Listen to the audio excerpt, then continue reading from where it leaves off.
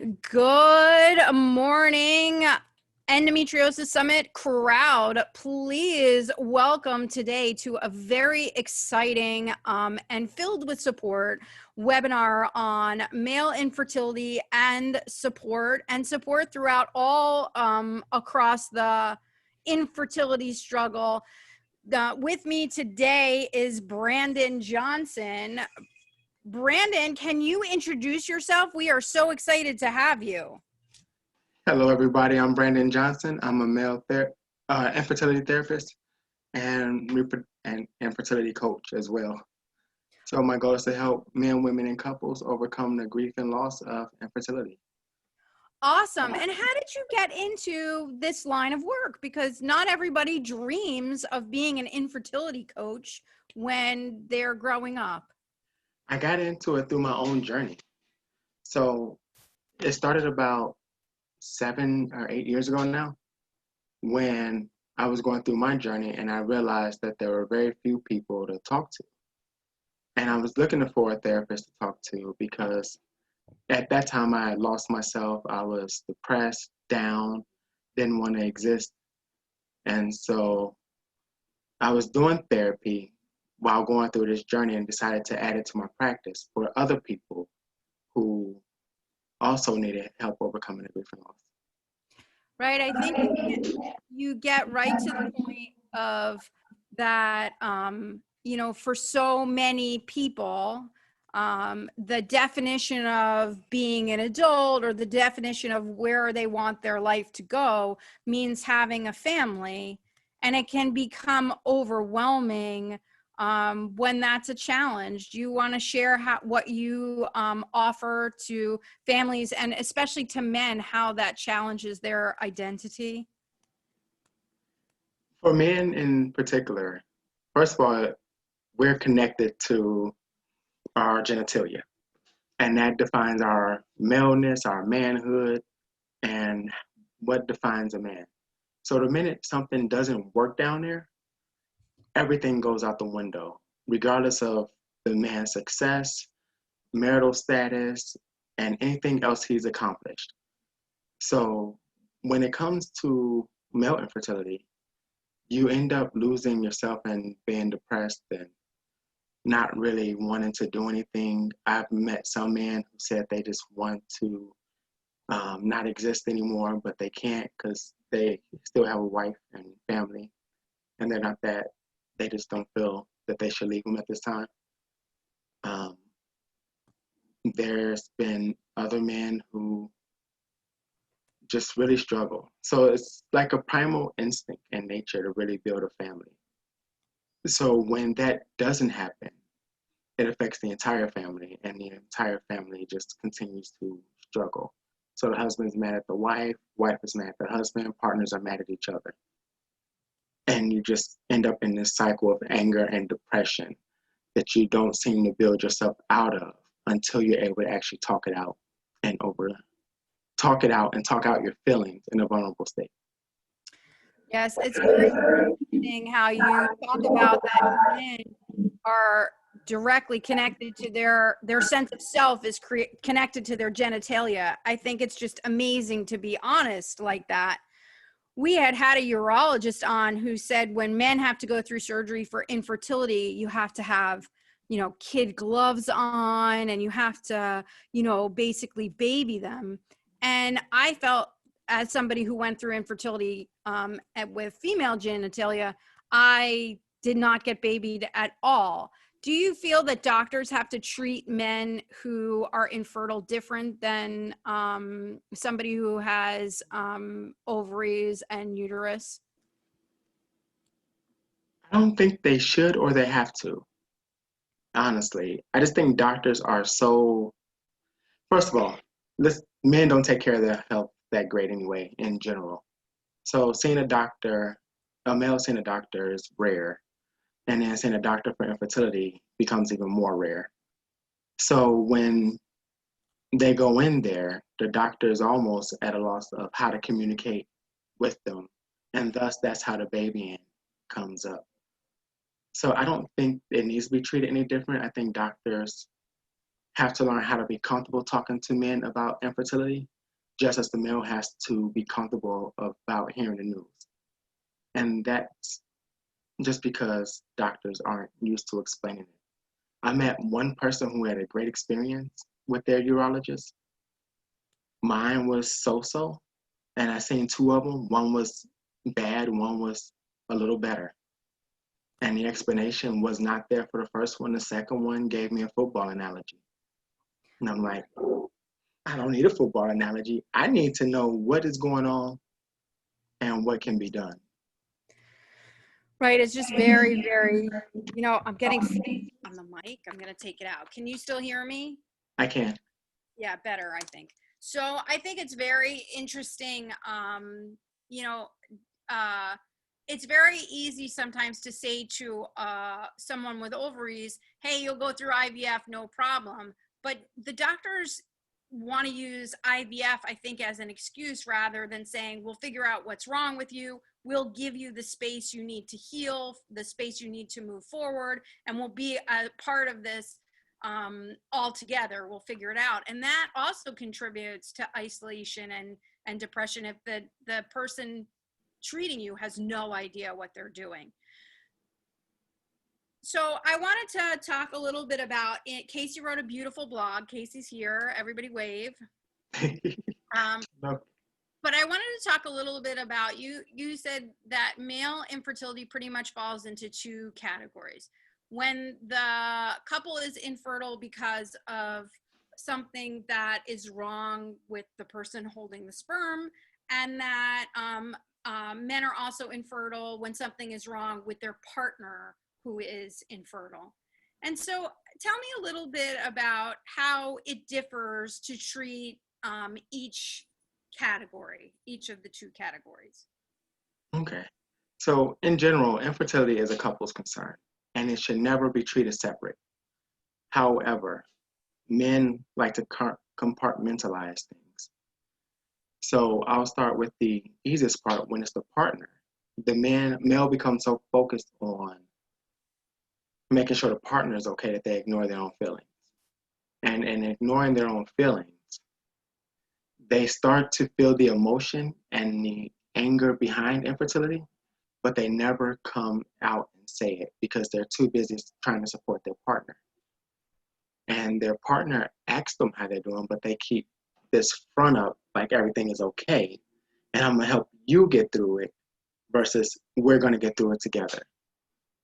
And speaking in conferences, that was the biggest thing that I heard is, how do I support my wife or my partner through this? And I said, what support do you need? Because you're ignoring your own feelings. And you have feelings around this, but you are so busy worried about your partner that you're not moving forward. The other part, yes. Exactly. So the other part is when the male is actually diagnosed. Because when the male is diagnosed, he doesn't want to be bothered. His whole identity has left the room, left this planet, and he doesn't know if it's going to come back or not. And he begins to question everything, especially if he's a person who, quote unquote, did it right, such as went to school first, got married, then decided to have a family after establishing his career. And now why did he do all this in order? Or in some cases, I spent so much time on exes and now I can't get my partner pregnant. And so there's this back and forth struggle that he's going through as he's bargaining his way through it. And then he begins to feel anger and depression. And once depression hit, he begins to isolate himself. He probably drinks more, not go out more. You'll see him taking more days off work, or anything that he would typically enjoy just starts decreasing. And eventually he questions himself, his existence. If he's a man of faith, he'll want to stop going to church because he's angry at God or whichever deity he believes in. And it's just this cycle of um, anger slash depression that continues. So he'll probably start exploding on his partner soon after. And he doesn't know how to deal with it, but yet he, men are slower to go to therapy or to seek someone out to talk about it because no one will understand, or it's hard to understand, especially if most of his friends are fertile. Right. So that is something that is a super important point, that men are slower to seek support, which is why we've actually made a number of partnerships to try to share this in areas that men will see it, to offer them some support online that they can watch, because I think a lot of men, like passive support like this might be helpful before taking the step to actually go somewhere, because there's a lot of stigma about that. How do you think stigma about seeking mental health care affects infertile men who are infertile?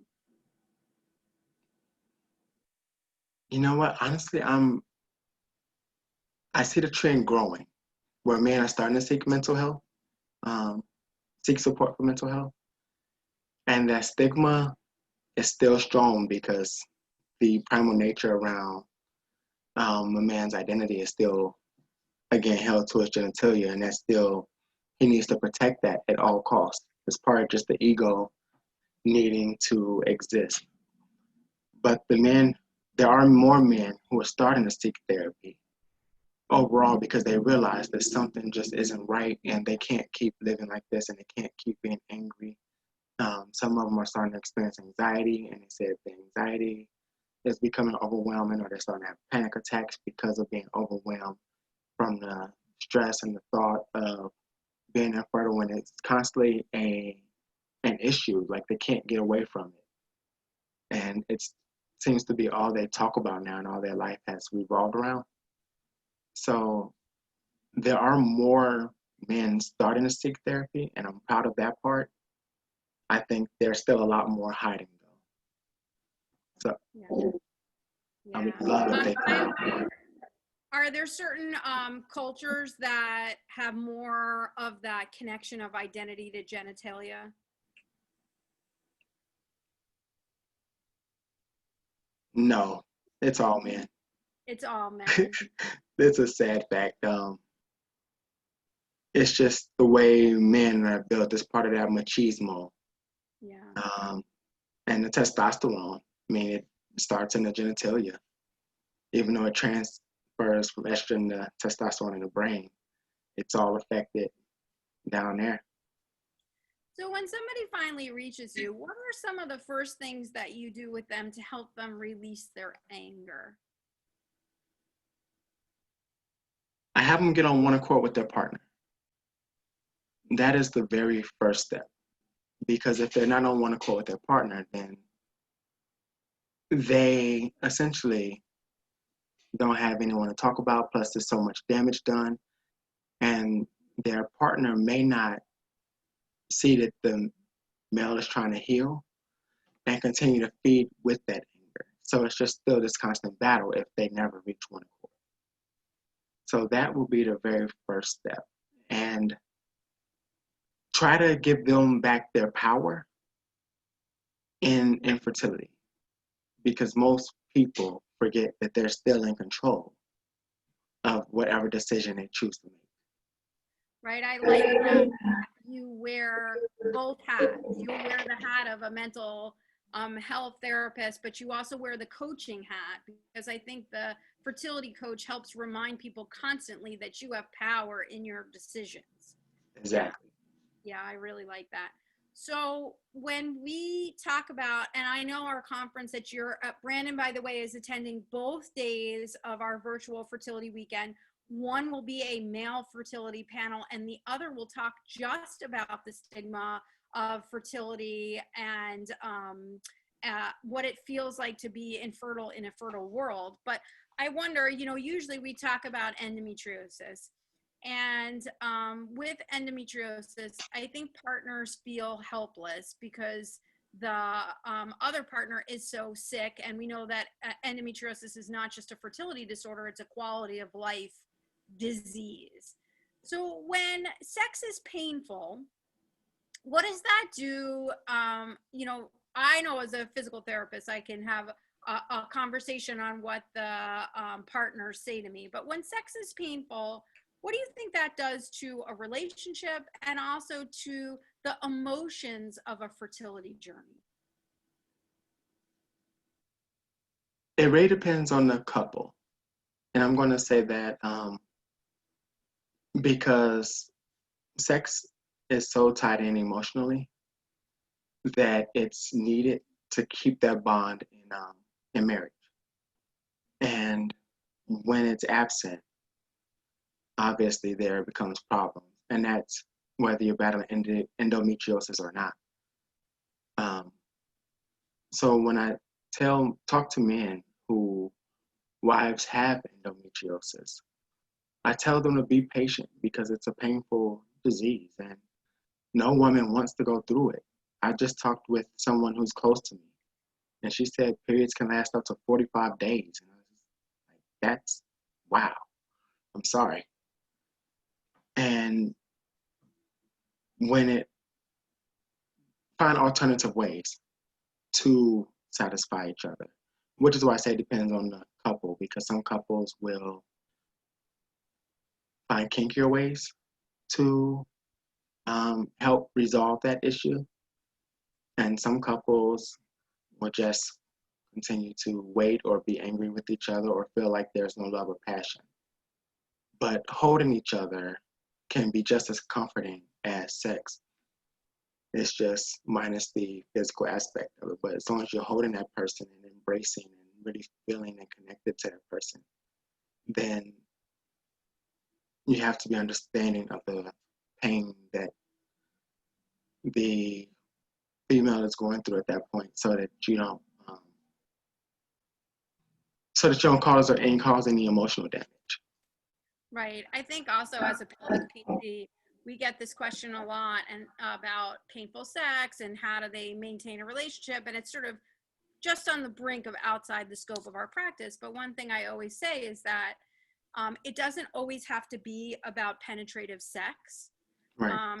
And it's not, I don't say it in a way that is an excuse. Too often people go, well, if penetrative sex is painful, try something else. I say it in a way of just expand your repertoire, because if he's worried about hurting you and you're in pain, then the experience is not going to be bonding at all or pleasurable. Yes. And believe it or not, aside from fertility, sex is supposed to be pleasurable. It's supposed to be a bonding, pleasurable experience. And you have to be open to allowing whatever is pleasurable to happen. And also, like, I think you have to just, I hate the word kink because it carries a connotation like you shouldn't be doing something. Like, it's 2020, we have to like throw all that stuff away and let people just be who they are. Yeah, which you do, because I think you lack of better words. So what do you have to I think it's interesting, like when you coach a couple or you're working with someone, that's a common concern, that sex is only about a goal, which is getting pregnant. How do you work with couples to remind them that there should be pleasure in their experience? I remind them about the intimacy of their bedroom. I said, you went through a period of time when you're together and you didn't try to have children, and yet you really enjoyed each other, and you have to go back to that point. I'm like, I understand you're trying for children, but if you over try, then sex becomes a chore and it ruins the pleasure anyway. And it takes some time to reestablish that feeling, that connectivity. So really take the time to enjoy your partner. If they start to feel separated from each other and sex begins to lack, I really encourage cuddling or holding each other and embracing each other. The more physical contact that couples have, the more the sexual nature will begin to reestablish itself, and it becomes more about intimacy and the natural feeling of wanting to pleasure each other and enjoy sex for what it is, we'll come back.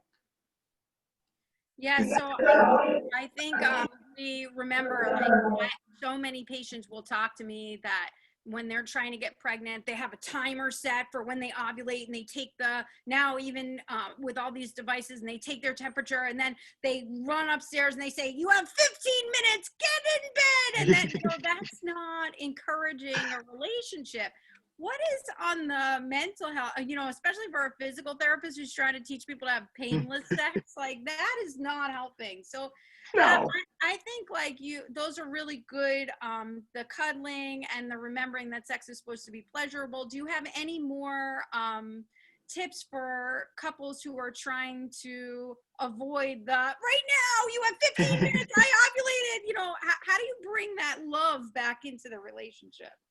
You know what? I would love to say, do not do that ever. Right. I would love it.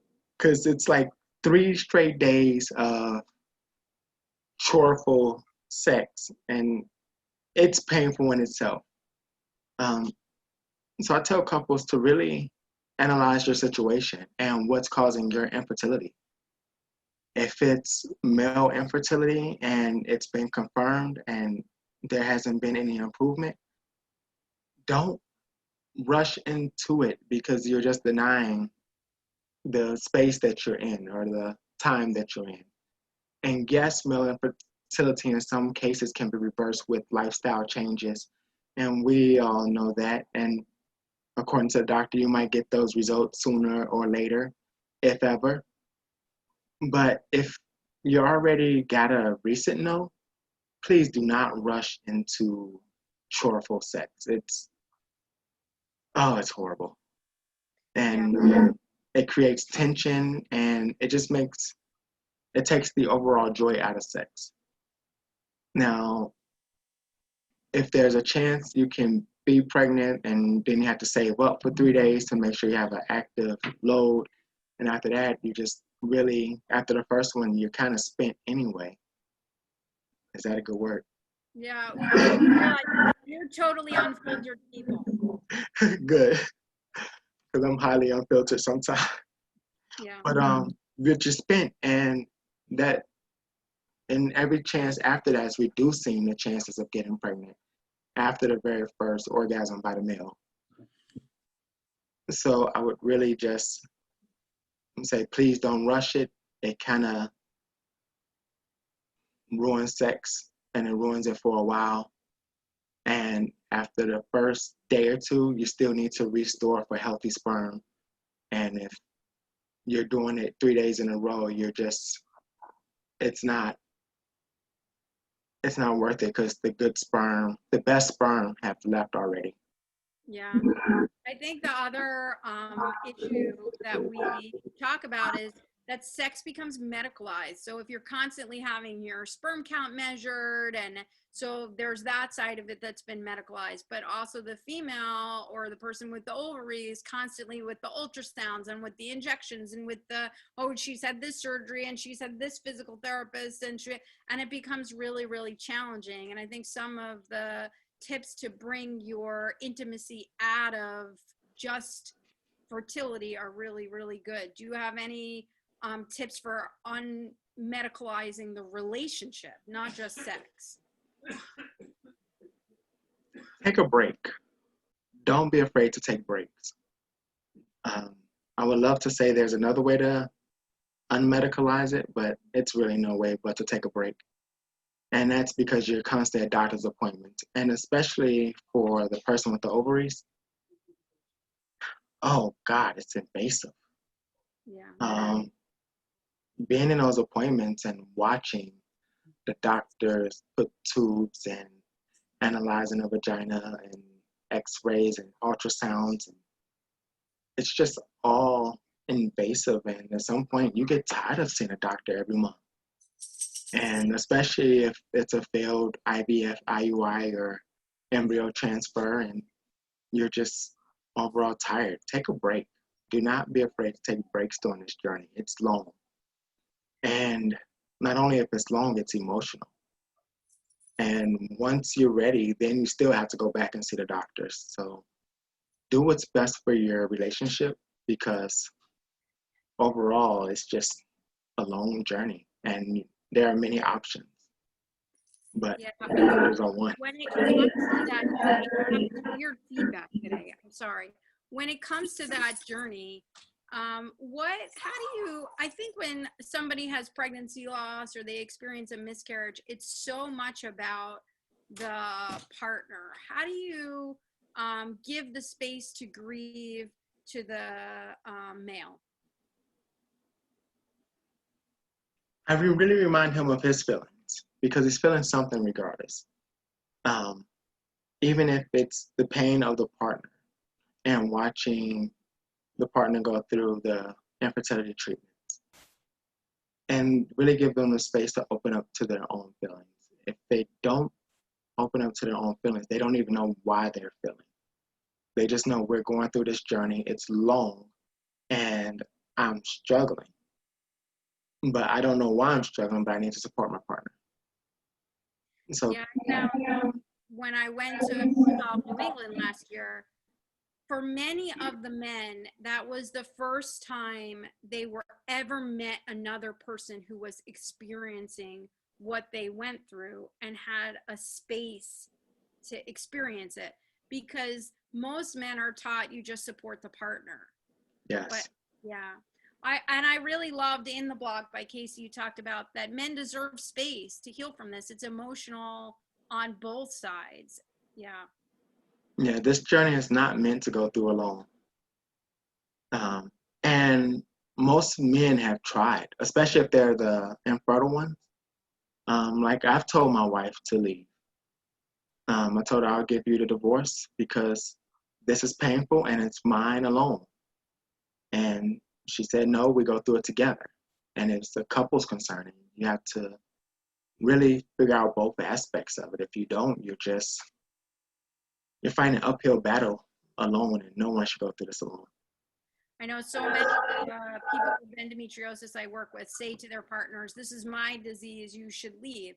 And believe it or not, after treating for 15 years, I have seen plenty leave. But ultimately, the successful relationship is the one that embraces you go through it together, just like you said. It doesn't belong to, infertility doesn't belong to one person in the partnership. Yes. And endometriosis in itself is highly challenging.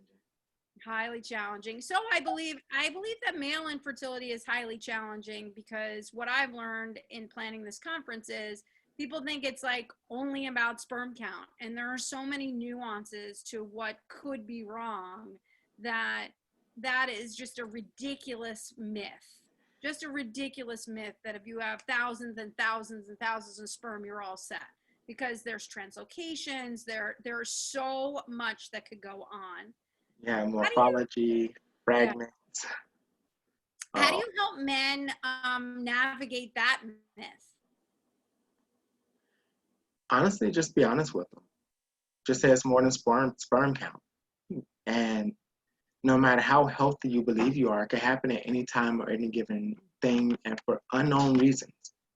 We don't know why you have millions of fragments and the sperm can't move and the motility rate is low and the morphology rate hasn't produced the way it should. So really just be honest with them and say you don't know. And I really kind of send them medically that way, tell them to talk to their doctor more, just because that's not in my expertise. Right. But You try to have the right doctor more. yes. And there are some doctors that blow it off also. Yeah, and I say find a doctor shop. I'm like, do not settle for a doctor who's not going to say anything, because at the end of the day, you're paying a doctor a lot of money. They should be able to tell you why or what or when or give an explanation, even if they don't know. It's be honest. Yeah. So go ahead. So we do talk about it. I just tell them that it doesn't know why, but it's not always about sperm count. And for the science part of it, refer them to the doctor. Yeah. So I wonder, what does it feel like for men to be infertile in a fertile world? And what advice do you have for them as they, or for men and for couples, as they try to plot their future? It's painful, Sally. It's painful. It's just flat out painful. I know. But I'm in that boat, so I know. um, seriously, though,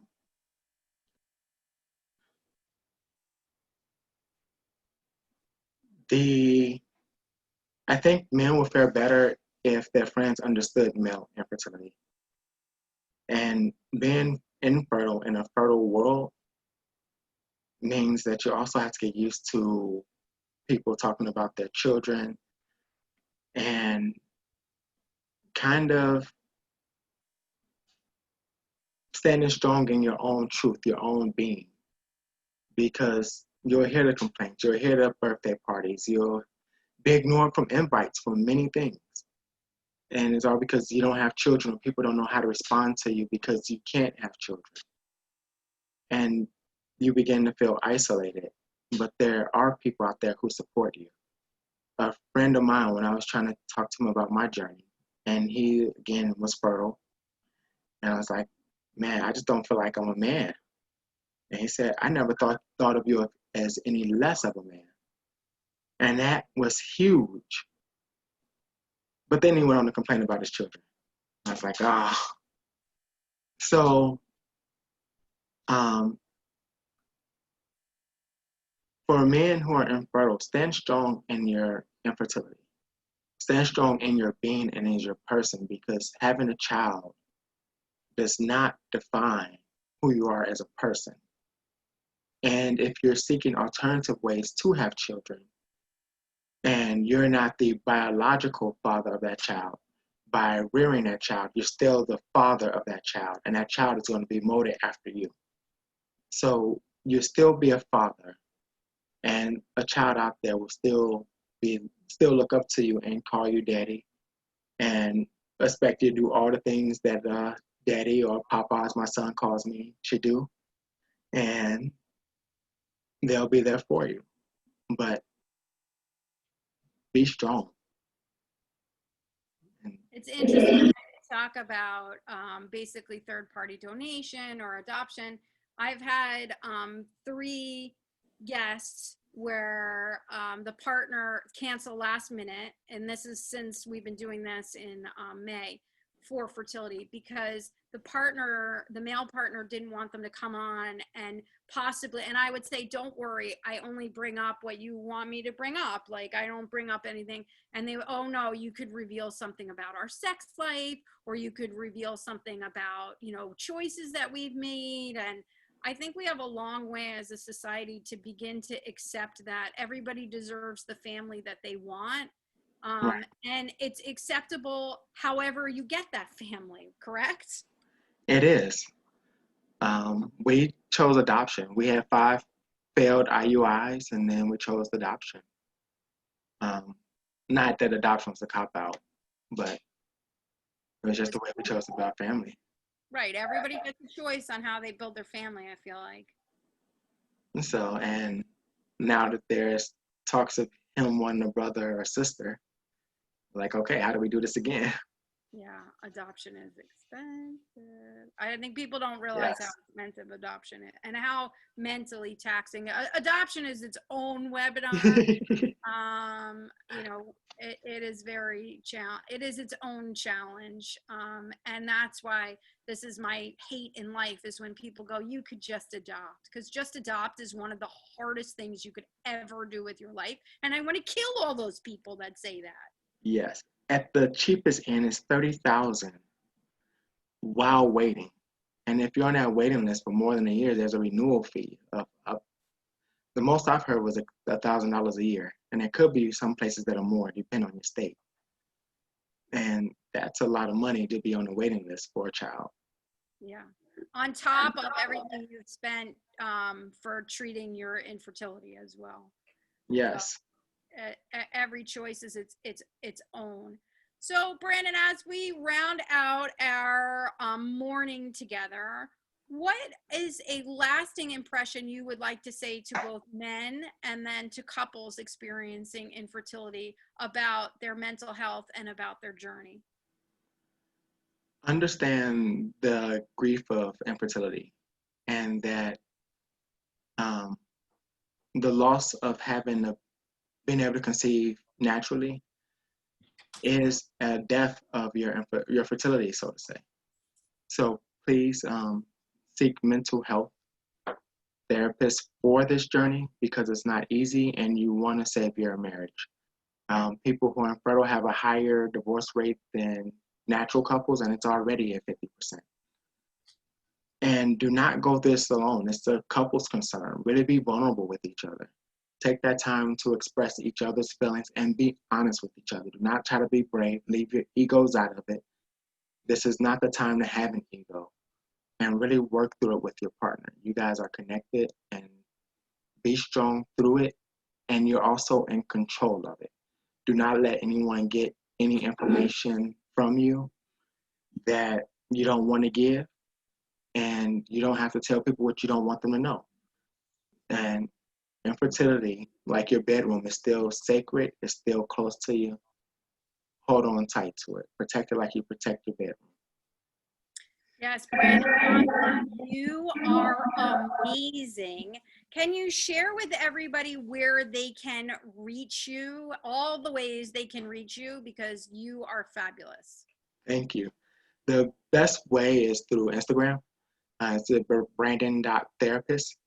I have a YouTube channel that I'm adding more videos to coming soon. But you could definitely find my infertility story and journey on there. And it's YouTube/Brandon.therapist. And you can also go to my website, infertilityisn'tinferior.com, or email me directly at bjohnson.i3cares@gmail.com. Yes, Brandon will be with us for the virtual fertility weekend. He will be present on both days, October 24th and 25th. And we hope he becomes a longtime friend of the Endometriosis Summit, because he is awesome. Thank you very much for stopping by today, and hope to see you soon. Hope to see you soon, Sally and Casey.